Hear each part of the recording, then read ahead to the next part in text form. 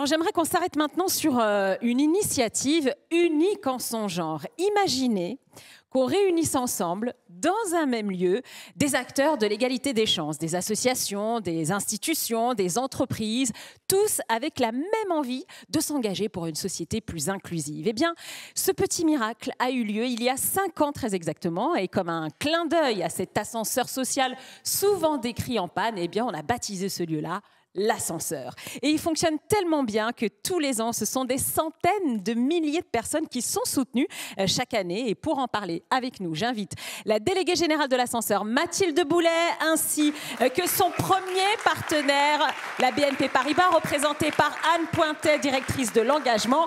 Et évidemment, je n'allais pas l'oublier comme ça, Saïd Amouche, l'un des fondateurs de la coalition avec Mosaïque. J'appelle également Rukshan Tourayapa, pardon si j'écorche votre nom, Soumia Asdine et Germine Capita, 3 jeunes talents qui représentent ici cette action, puisqu'ils ont été accompagnés également par l'ascenseur. Voilà, tout est dit. Installez-vous, prenez place, la scène est à vous, profitez-en. Voilà, vous êtes à votre juste place. Et c'est donc Saïd qui va mener les débats pour nous parler de ces 5 années d'action. Alors, c'est vraiment très sympa. C'est pour moi probablement le moment le plus intéressant de la journée. Dommage pour les autres. Alors, pourquoi c'est intéressant? Parce que tout ce qu'on essaye de faire, c'est d'atterrir sur du concret. Et on sait qu'aujourd'hui, il y a une multitude en fait, d'initiatives qui marchent. Il y a une multitude d'initiatives en fait, qui provoquent du changement. Mais finalement, si on veut véritablement avoir un impact systémique, il faut travailler ensemble. Il faut être en capacité en fait, de s'allier. Il faut être en capacité de se fédérer. Il faut être en capacité de trouver en fait, les effets de synergie entre les acteurs. Et c'est ça l'ascenseur. L'ascenseur, c'est en fait un projet qui a pour vocation à un moment donné de se dire comment on peut passer l'étape supérieure à plusieurs. Et pour faire ça, il fallait d'abord un lieu pour pouvoir se réunir, pour pouvoir partager en fait des réflexions, pour pouvoir installer nos équipes. Et donc aujourd'hui, avec Mathilde, c'est plus de 300 collaborateurs sur cette structure dédiée aux questions d'égalité des chances. Donc ça, c'est déjà un défi qui est relevé grâce à un partenaire qui nous a permis en fait de faire émerger cette initiative. Merci à vous, toutes les équipes de BNP, d'avoir agi, d'avoir eu en fait l'audace en fait de suivre ce dispositif. Et puis c'est la possibilité aussi de construire un certain nombre d'actions qui sont aujourd'hui durables et qui on le souhaite, peuvent être répliquées en fait sur l'ensemble du territoire très rapidement. Donc voilà, cette séquence, elle est construite en fait avec notre partenaire principal. Merci. Encore Anne d'être à nos côtés. Mathilde Boulet, qui est directrice générale, et on est fiers d'avoir une équipe. On a réussi à monter une équipe pour pouvoir animer ce projet-là. Et puis, des jeunes qui sont passés par l'ascenseur et qui viennent aussi témoigner en fait, de la suite. Voilà, Mathilde, je te laisse reprendre la suite. Oui, tout à fait. Merci beaucoup, Saïd. Bonjour à toutes et à tous. Je suis ravie d'être ici aujourd'hui. Comme le disait Saïd, moi, je suis ravie de diriger un projet qui est tout à fait concret, à la fois à travers le combat qui est mené à l'ascenseur par les 20 associations qui sont situées au sein de son tiers-lieu à Paris-Bastille, mais aussi maintenant par la centaine d'associations qui sont fédérées sur l'ensemble du territoire et qui toutes luttent contre les inégalités sociales. Donc, on a ce combat commun, mais on a aussi donc ce lieu commun qui est situé à Bastille. Et peut-être pour vous faire la petite histoire rapidement de l'ascenseur, même si Saïd la connaît beaucoup mieux que moi, l'ascenseur est né il y a 5 ans à l'initiative donc de 2 entrepreneurs sociaux, Saïd Amouche et Benjamin Blavie, qui est le président fondateur d'Article 1, et qui ont eu cette idée de se dire si en fait on veut aller un cran plus loin en matière de lutte contre les inégalités et si on veut vraiment avoir un impact, il faut qu'on le fasse ensemble. Il faut qu'on mette nos forces ensemble, qu'on se réunisse. Et quoi de mieux que de se réunir dans un même endroit pour déjà mieux se connaître, avoir plus tendance à se faire intervenir les uns les autres dans nos actions parce qu'on se connaîtra mieux. Et puis aussi porter ensemble d'une seule voix notre combat qui est celui de l'égalité des chances. Et c'est là qu'ils sont donc allés rencontrer BNP Paribas. À l'époque, c'était en Antoine Cyr, qui est à la direction de l'engagement et qui a tout de suite été partant pour soutenir ce projet, qui était un projet innovant à l'époque et qui l'est encore, même si, peut-être que j'en parlerai après, maintenant il y a une volonté de le répliquer sur l'ensemble du territoire français et au-delà. Et donc aujourd'hui, l'ascenseur, après 5 ans d'existence, on est passé de 20 associations à 100 associations, de 300 000 bénéficiaires à 1 million de bénéficiaires quand on cumule le chiffre de toutes les assos. On est passé de 30 000 bénévoles à 60 000 bénévoles. Donc on est particulièrement fiers de ce qu'on a réussi à faire. Mais on est aussi très fiers des missions qui sont portées, à la fois donc celle de créer des synergies entre les assos, parce qu'on voit qu'aujourd'hui, il y en a un certain nombre d'associations qui se font intervenir les unes les autres dans leur programme d'action. Eloquentia qui va aller former des jeunes de peut-être Viens voir mon taf, Viens voir mon taf qui va travailler communément aussi avec d'autres associations comme le Choix de l'école, Mosaïque ou avec Article 1. Et au sein de l'ascenseur, on a aussi d'autres collectifs qui font partie de l'ascenseur, comme le collectif Mentorat, qui lui aussi fédère un certain nombre d'associations qui souhaitent avancer dans le même sens. Donc on a un certain nombre de dynamiques collectives qui ensuite se recréent au sein des dynamiques collectives. On a aussi une action très forte qui est une action de plaidoyer, ça j'en dirai peut-être un mot après, qui consiste à faire en sorte, comme je disais, qu'on parle tous d'une seule et même voix pour avoir une véritable influence sur l'égalité des chances, que ça devienne vraiment un sujet dans le débat public et dans le débat politique. Et puis, on crée des passerelles entre les secteurs privés, publics et associatifs pour qu'on aille tous dans le même sens. Et ça, peut-être que toi, Anne, tu vas pouvoir en dire un mot justement sur la façon dont les associations peuvent travailler avec le secteur public et aussi avec les entreprises. Alors, il y a effectivement un peu d'innovation sociale à raconter ici, d'innovation financière, mais avant, je voudrais juste revenir sur la création de l'ascenseur, juste pour dire une petite chose. L'ascenseur et BNP Paribas, ça a été la convergence de 2 choses. Un coup de cœur, c'est certain, pas seulement d'Antoine Cyr, mais en fait de toute une équipe, un directeur général qui s'implique, les gens de l'immobilier qui s'impliquent, des banquiers qui s'impliquent, allant jusqu'à co-réfléchir au nom avec la structure, mais globalement quand même un gros coup de raison, parce que quand on se dit que l'égalité des chances, l'accès à l'emploi, l'insertion sociale et professionnelle, c'est des enjeux sociétaux majeurs et que utiliser toujours les mêmes recettes va simplement donner les mêmes solutions et que parfois il faut un peu casser les codes, je crois que ce que vous aviez réussi, c'est à montrer que le projet était solide, très professionnel, très bien pensé, très bien construit et qu'en fait c'était assez logique que vous trouviez vos partenaires. Et ça n'a pas été une difficulté et ça a peut-être l'air maintenant d'être un peu audacieux et innovant, mais en fait, nous, on se dit que c'est super que vous nous ayez montré cette opportunité et merci à vous surtout, parce que c'était une belle opportunité et l'histoire l'a montré. Et alors oui, ça crée plein de choses, l'ascenseur, ça fait aussi escalader un petit peu, grandir un petit peu nos banquiers, nous-mêmes tous, parce que ça nous pousse à chercher de l'innovation financière avec un impact social. Et ce qu'on a développé pour un certain nombre de partenaires de l'ascenseur, c'est par exemple des contrats à impact social dans cette même logique de coalition, un peu innovante. On n'avait pas tellement cette habitude, mais d'arriver, et là on quitte notre casquette de philanthrope, puisqu'il y a un peu de mécénat qu'on a apporté dans cette histoire, ou notre casquette de conseil, mais on a amené aussi notre casquette de banquier pour voir comment arranger une coalition d'acteurs, alors tripartite en l'espèce, avec des associations, des investisseurs privés, des structures publiques, l'État ou des collectivités publiques, pour monter ce qu'on a appelé des contrats à impact social. Et on en a déployé 5 pour des associations logées dans l'ascenseur, dont Article 1, dont Télémac, la Cravate Solidaire, évidemment Mosaïque, de manière à déployer des actions à impact social financées par des investisseurs privés qui eux-mêmes sont remboursés en quelque sorte par une structure publique ou par l'État, et en l'espèce pour Mosaïque, Saïd, c'était le ministère des Finances, lorsque sont atteints un certain nombre d'objectifs sociaux qui sont préalablement définis, quantifiables, mesurables. Et ça, c'est très important parce qu'on arrive à transformer une logique qui serait une logique de subvention, dans le meilleur des cas, de remédiation, dans le cas le plus difficile, en une logique d'investissement. Donc ça, c'est ce qu'on a pu développer avec vous. Et puis, ça a poussé quelques lignes. Et c'est ce qu'on a déployé, d'ailleurs, après, bien au-delà des associations de l'ascenseur. Et on ne vous remerciera jamais assez. Peut-être, Anne, tu veux nous dire aussi un mot sur la façon dont les associations, travailler avec les associations, permet de favoriser l'engagement des collaborateurs au quotidien et comment peut-être ça transforme aussi l'entreprise ?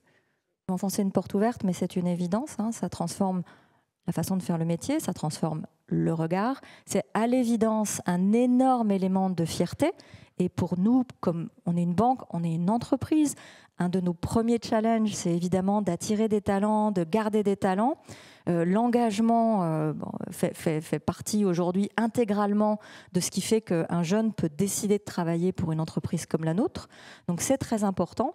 Mais cette fierté, elle doit s'incarner de plusieurs manières. Donc en tant qu'employeur, on n'est pas là que pour trouver des solutions de financement, on est là aussi pour s'impliquer. On a presque un peu plus de 1000 collaborateurs en France qui font du mentorat avec des jeunes qui sont soit boursiers, soit issus des quartiers prioritaires de la ville et qui peuvent avoir des difficultés pour accéder à l'emploi. Ça change aussi le regard que vous avez ensuite lorsque vous travaillez avec de jeunes porteurs de projets et que vous savez que si une décision de votre part, faire ou pas faire, accompagner ou pas accompagner, peut changer une vie, peut changer une famille, celle de la vie d'une personne, d'une famille, d'un quartier, presque de tout un écosystème. Donc ça, c'est ce qu'on apprend aussi grâce au travail avec les associations.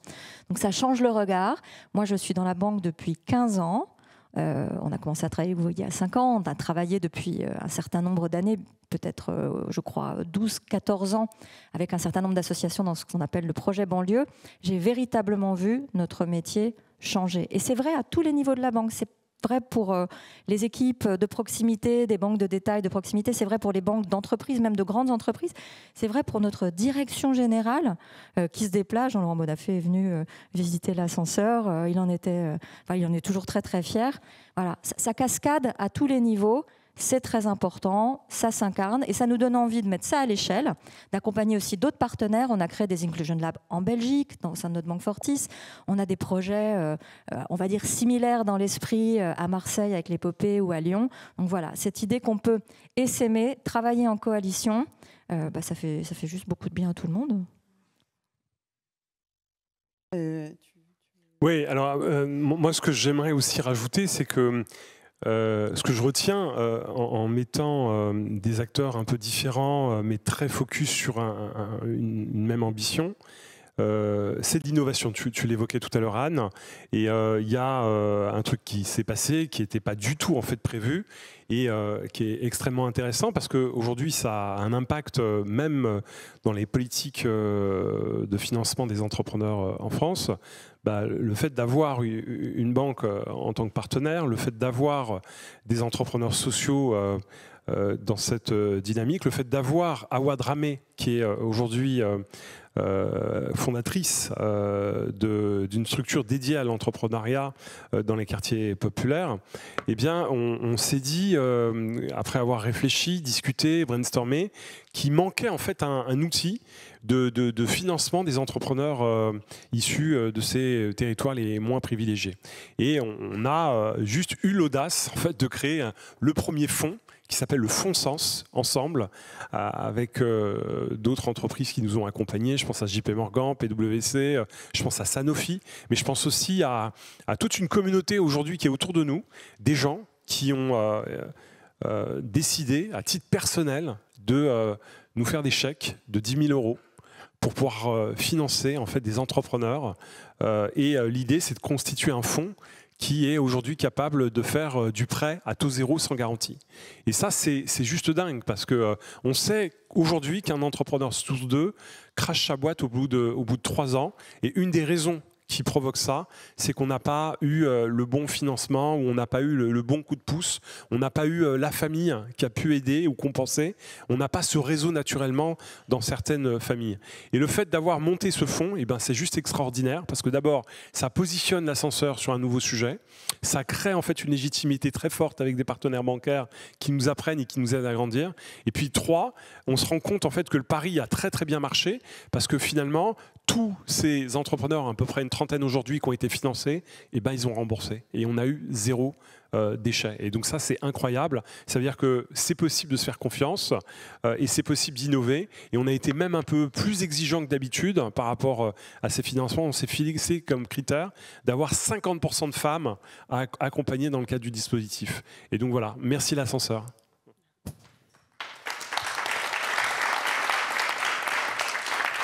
Merci Saïd. En effet, c'est un des plus bels exemples qu'on a à l'ascenseur de synergie qui ont pu permettre de créer de l'innovation. Et donc, ce qu'on peut voir, c'est que les dynamiques collectives transforment la société, elles transforment les entreprises, les collaborateurs, transforment les jeunes qui sont accompagnés dans leurs projets entrepreneuriaux.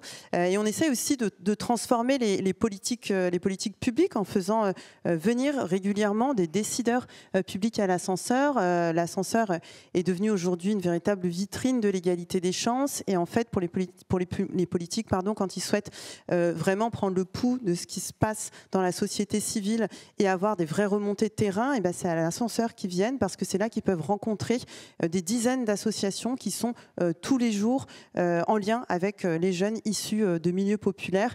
Donc on a reçu cette année le président du CESE, on reçoit régulièrement des ministres, des députés, le président Macron est venu aussi nous rendre visite. Et nous, on a vraiment cette ambition de pouvoir leur faire des grandes recommandations qui viennent inspirer, et on espère faire changer les politiques publiques. On a pour ambition, nous, de pouvoir aussi faire évoluer à la fois les politiques publiques, mais aussi pouvoir inspirer les programmes des futurs candidats. Donc on veut vraiment avoir, on veut que ce qu'on apporte, les expérimentations qui sont éprouvées et qui fonctionnent sur le terrain, puissent ensuite être élargi à l'ensemble du territoire et puisse bénéficier à l'ensemble des jeunes. On s'en parlera d'ailleurs un peu plus dans le cadre du baromètre sur les inégalités ressenties, le tout premier qu'on va révéler le 5 décembre lors des 5 ans du collectif de l'ascenseur. Ce sera donc à la Maison de la Radio et le jour de la Journée mondiale de l'égalité des chances.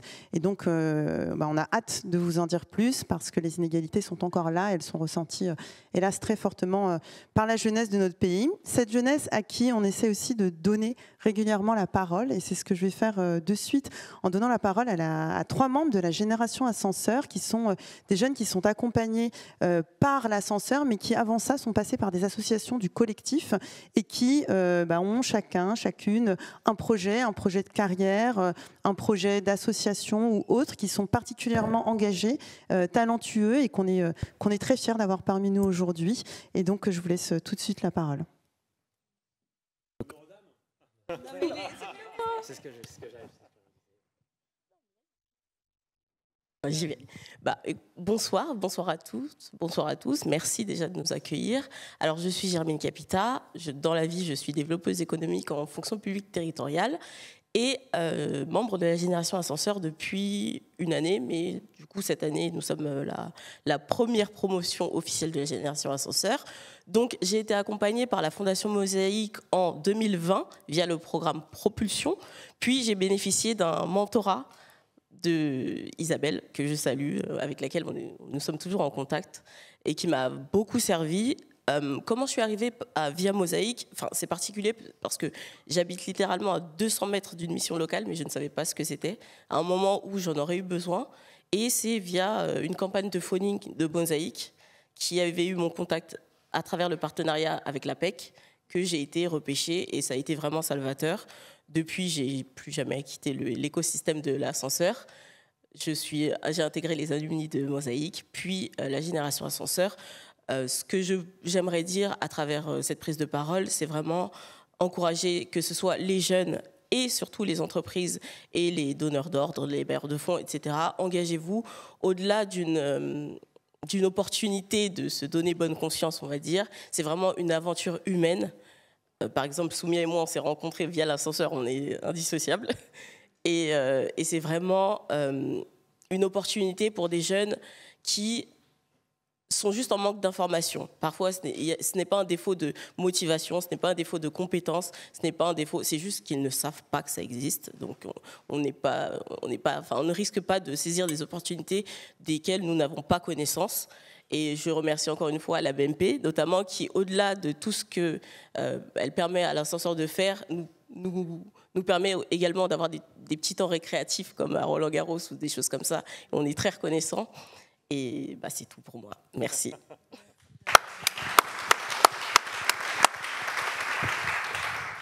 Bonjour à tous. Donc, moi, je suis Soumia Zedine. Je suis ingénieure et je travaille en tant que chargée de projet sur le périmètre européen. Et alors moi, ce qui s'est passé pour mon petit parcours, c'est que j'avais des entretiens pour des alternances, mais je ne faisais face qu'à des refus. Et je ne comprenais pas pourquoi je me retrouvais qu'avec des refus. Et il y a eu une baisse de motivation, parce que c'est difficile de voir toute la promotion trouver son alternance et partir en entretien, se préparer et finir avec des refus. Et c'est là où quelqu'un m'a conseillé de me rapprocher de la fondation Mosaïque RH, Fondation Mosaïque, pardon. Et donc j'ai aussi bénéficié du programme Propulsion. Et en fait, le programme Propulsion, moi, il m'a permis de me remotiver, de voir que je n'étais pas seule. On était une dizaine de jeunes ce jour-là, donc ça m'a permis aussi de me rendre compte que je n'étais pas seule face à mes difficultés. Ça m'a permis de me dire, OK, ce n'est pas grave, tu as que des refus, mais un jour, ça fonctionnera. Et il s'est avéré que 2 semaines plus tard, j'étais acceptée. Et ce qui a été assez particulier, c'est que j'ai assisté au premier sommet de l'inclusion avec Mosaïque et en fait, j'ai pu rencontrer le directeur général France de Suez, là où j'étais. Donc c'était assez intéressant de pouvoir échanger avec lui, alors que ça faisait 1 an que j'étais au sein de Suez.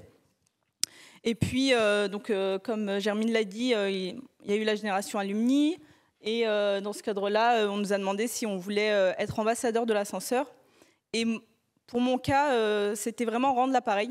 Parce que, alors ça a été que 2 jours de programme, mais ça m'a permis finalement de continuer à persévérer, de décrocher mon alternance, de me permettre de m'expatrier à Dubaï. Et donc je voulais vraiment rendre l'appareil. J'espère le faire et continuer à le faire. Et ce que j'aurais à dire, c'est que déjà aux jeunes, il peut être difficile de faire face à des refus, d'avoir le sentiment qu'on ne nous entend pas, mais il y aura toujours une porte ouverte quelque part.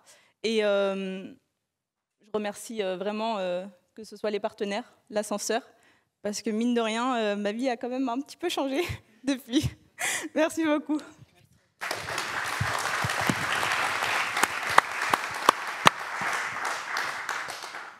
Bonjour à tous, donc moi c'est Rukshan Turayapa.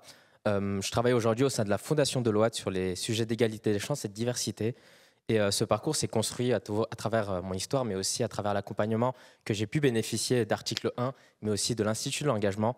Pour parler assez rapidement de mon parcours, donc j'ai grandi seul avec ma mère à Aubervilliers et bon, elle a immigré suite à la guerre et ne savait pas forcément le fonctionnement des études supérieures en France. Donc j'avais pas forcément quelqu'un en qui me référer pour savoir quelle était la suite du parcours, comment fonctionnait une licence, un master, comment faire un CV, une lettre de motivation. Et c'est là où Article 1 est intervenu parce qu'on m'a mentoré. Grâce à ma mentor, j'ai pu être accompagné, j'ai eu des conseils sur des CV, les lettres de motivation, mais aussi avoir les codes en entreprise. Et tout cela, c'est sûr que je ne l'aurais pas eu s'il n'y avait pas eu l'ascenseur, Article 1, mais aussi l'Institut.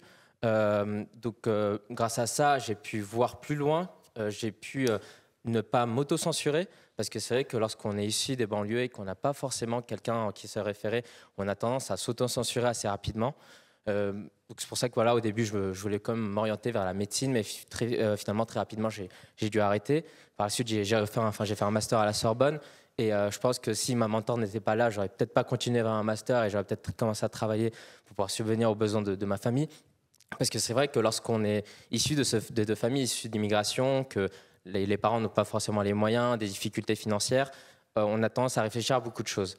Et c'est là aussi que ma mentor, du coup, m'a vraiment accompagné sur le plan mental et en termes de conseils. J'ai aussi par la suite pu intégrer Sciences Po Paris. J'ai fait la prépa concours de la haute fonction publique. Et par la suite, via l'Institut, j'ai été intégré Schema Business School. Et donc, j'ai fait un second master par la suite à Schema. Et suite à ça, du coup, aujourd'hui, je travaille au sein de la Fondation Deloitte. En parallèle, j'ai aussi voulu m'engager. C'est pour ça que je me suis engagé au niveau de la Croix-Rouge. J'ai pu faire des maraudes, des distributions. J'étais au Parlement européen pour représenter la jeunesse. Et tout ça, sincèrement, je pense que je l'aurais pas pu le faire. Enfin, j'aurais pas eu la motivation si je n'avais pas eu ma mentor, parce qu'elle m'a poussé tout le long de mon parcours et je suis encore en contact avec elle. Et voilà sur à peu près mon parcours et l'accompagnement d'Article 1 et de l'Institut. Alors pourquoi aujourd'hui je souhaite représenter la génération ascenseur, c'est parce que du coup j'aimerais aussi continuer à donner la main à ceux qui en ont besoin. Si on peut essayer de changer des avenirs, améliorer le quotidien de certaines personnes, peut-être créer de nouveaux projets, développer des projets là où il y en a besoin, c'est ça qui me permettra moi d'être heureux et de me dire qu'on aura finalement réussi notre mission en tant qu'ambassadeur.